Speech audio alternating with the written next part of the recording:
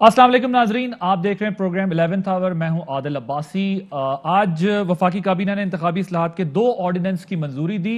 جن 2 آرڈیننس کی منظوری دی اس کے تحت الیکشن کمیشن انتخابات میں الیکٹرانک ووٹنگ مشین کا استعمال کر سکے گا اور سمندر پار پاکستانیوں کو ووٹ دینے کی جو سہولت ہے اس کا بندوبست بھی کرے گا. ان دونوں چیزوں کے اوپر اپوزیشن کی طرف سے اعتراض کیا گیا. اپوزیشن کی طرف سے یہ کہا گیا کہ جی آپ کا کام نہیں ہے، یہ الیکشن کمیشن کا کام ہے. تو گورنمنٹ نے کہا چلیں ہم آرڈیننس جو ہے وہ جاری کرتے ہیں اور اس کے بعد یہ خواہش پوری ہو جائے. لیکن انتخابی اصلاحات کے بغیر جو شکایات ہیں وہ کیسے ختم ہوں گی؟ کیونکہ آج ایک اور ڈیولپمنٹ ہوئی 249 کراچی کے ضمنی انتخاب میں. جو نون لیگ کے امیدوار ہیں مفتاح اسماعیل صاحب، ان کی ایک درخواست تھی، وہ منظور ہو گئی. منگل کو پورے حلقے میں دوبارہ گنتی کا حکم دے دیا گیا ہے. پیپلز پارٹی کی طرف سے جو ہے اس پہ حیرانی کا اظہار کیا گیا، مسلم لیگ نون کی طرف سے اس پر خوشی کا اظہار کیا گیا. تحریک انصاف اس کا طریقہ کار بتاتے ہیں کہ بھئی اگر آپ یہ نہیں کریں گے مسئلہ حل انتخابی اصلاحات والا تو یہ سب کچھ لڑائی جھگڑا جاری رہے گا. بہرحال اس پر تو ہم نے آج بات کرنی ہے. جو ٹویٹس کی گئیں مریم نواز صاحبہ کی جانب سے، بلاول صاحب کی جانب سے، جواب الجواب کا سلسلہ جاری رہا شہباز شریف صاحب کی طرف سے.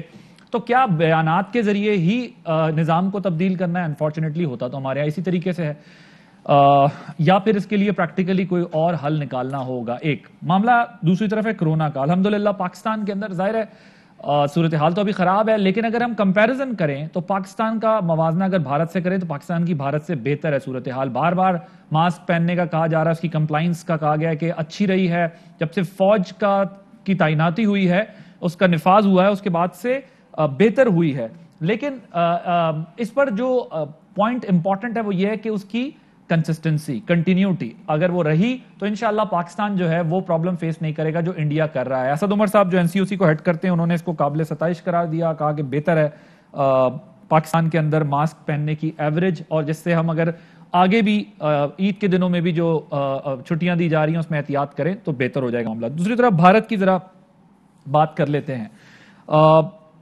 ماہرین کا کہنا ہے کہ جو اس وقت پوری دنیا میں جائزہ لے رہے ہیں صورتحال کا، وہ کہتے ہیں کہ جی غلط پالیسیز مودی حکومت کی رہیں جس کی وجہ سے بھارت نے یہ ڈیزاسٹر دیکھا، یہ ماحول دیکھا جو اس وقت بھارت کے اندر ہے.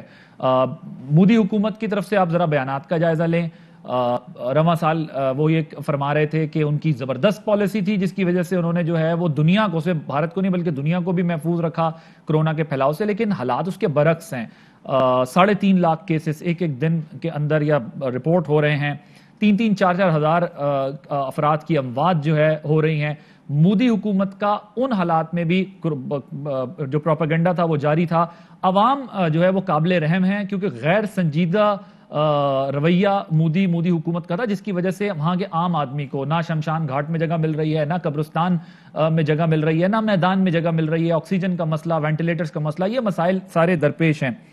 ایکسپرٹس یہ کہہ رہے ہیں کہ 12 سال بعد ظاہر ہے جو یہاں پر کچھ ہوا، جو کچھ یہاں ہوا، ایکسپرٹ یہ کہہ رہے ہیں کہ وہ سب غلط پالیسیز کا نتیجہ ہے. کمبھ کا میلہ کھولا جس کی وجہ سے وہاں لوگوں نے احتیاط نہیں کی اور پھر آج بھارت جو ہے تباہی کے نہج پر پہنچا ہوا ہے. اور انفارچونیٹلی مودی صاحب گائے کا جو فضلہ ہے اس کے فوائد جو ہے وہ قوم کو بتاتے رہے. مسلمانوں کو بھی ٹارگٹ کیا انہوں نے کہا کہ جو تبلیغی جماعت ہیں ان کو نشانہ بنایا. اس طرح کا ماحول بنا کے رکھا جہاں غیر سنجیدگی کی وجہ سے آج وہ ان کا کرونا جہاد کی اصطلاح کرنا جو ہے پورے ملک کے اندر یہ سب کچھ پھیل گیا انفارچونیٹلی. اور 3,000 کروڑ روپے کا جو ہے وہ اپنی جمہوریت اور سیاست کے لیے وہ محل بنانے کو تیار ہیں، لیکن انفارچونیٹلی عوام پہ اس طرح نہیں کر سکے. ویکسین ان کے پاس ہے لیکن انہوں نے ایکسپورٹ بھی کر دیا. ان چیزوں کو ہم اگر ذہن میں رکھیں، اس بات کرنے کا مقصد میرا صرف یہ ہے کہ پڑوس میں ہمارے یہ سب کچھ غلطیوں سے، بے وقوفیوں سے ہوا ہے، تو ہم سب کو بہت احتیاط کرنے کی ضرورت ہے، ہماری حکومت کو بھی اور عوام کو بھی، تاکہ ہم اس تباہی کی طرف نہ جائیں. اب آتے ہیں ذرا اپنے اصل موضوع کی طرف جو آج ڈسکشن ہم نے کرنی ہے. اپنے مہمانوں کا تعارف کرا دوں. ہمارے ساتھ اسٹوڈیوز میں موجود ہیں فاروق حبیب صاحب، وزیر مملکت برائے اطلاعات و نشریات. Thank you very much for joining us. Sheila Raza صاحبہ سینئر رہنما پاکستان پیپلز پارٹی کی، کراچی سے ہمارے ساتھ موجود ہیں. شیلا صاحبہ آپ کا بہت شکریہ. مائزہ حمید صاحبہ پاکستان مسلم لیگ نواز کی سینئر رہنما ہمارے ساتھ موجود ہیں. مائزہ صاحبہ آپ کا بھی بہت شکریہ.